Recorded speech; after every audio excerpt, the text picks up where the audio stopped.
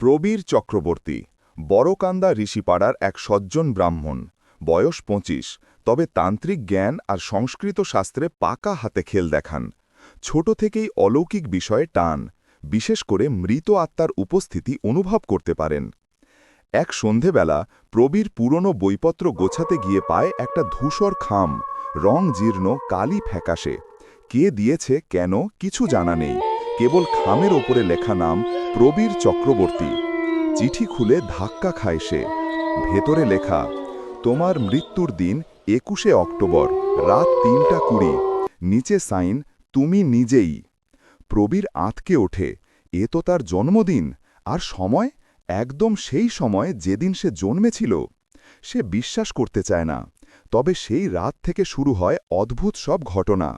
ঘর থেকে জিনিস সরছে, আয়নায় নিজেকে ছাড়া অন্য কাউকে দেখা যাচ্ছে, এবং বারবার সেই চিঠির কাগজ ফের এসে পড়ে তার বিছানায়, পুড়িয়ে ফেললেও।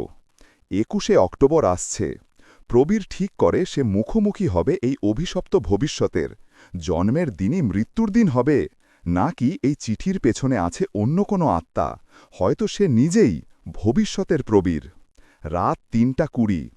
পুরো ঋষিপাড়ায় হঠাৎ বিদ্যুৎ চলে যায়। প্রবীর চুপচাপ বসে থাকে। একটা ছায়া তার সামনে এসে দাঁড়ায়, চিঠির মতোই মুখে হাসি।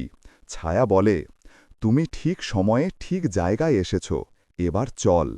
আলো আসে, প্রবীর নেই।